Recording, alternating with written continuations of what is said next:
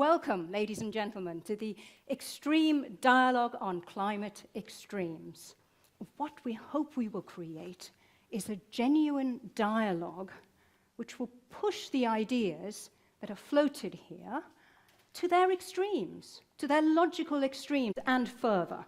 Why did we have Sandy if we had learned all the lessons from Katrina, right? We had had 5 years, 6 years, whatever, to prepare better. But the realities are that, you know, if it doesn't happen to you, the window of opportunity to respond and to get people engaged, say Katrina happened to New Orleans, so now, you know, does New Jersey get prepared? There's a very narrow window of opportunity for them to sort of pick up this, the feeling, the sense of urgency, the recognition that, ooh, maybe we don't have all our ducks in a row ourselves. Why are we so eager to look for optimistic ways? Why are we actually fueling, because that's my line in this sense, if we agree, and I don't know if others think, that hell doesn't sell, so therefore we need to think of something else. No, let's first look where we are and look the beast into the eye and become fearless. Not optimistic, fearless. That's what we need. Maybe hell doesn't sell if hell is the question of climate change. But my experience is that after the Dagmar storm, it has been much easier to sell the message about preparing for the consequences of the weather.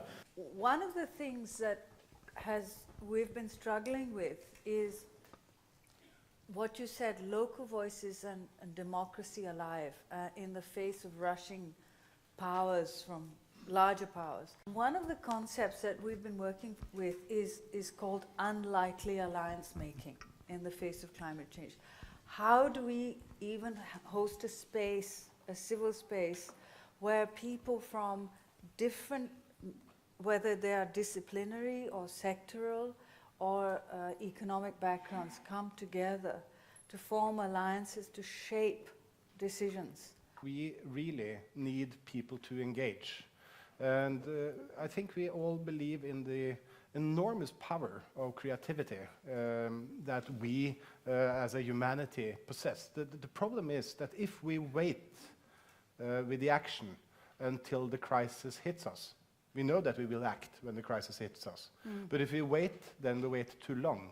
So we need to develop these spaces of participation and vision. I think some of the most important spaces where new ideas are discussed, where visions are charted, are the spontaneous spaces. For example, the mobilizations, the mass protests on the street, the Occupy.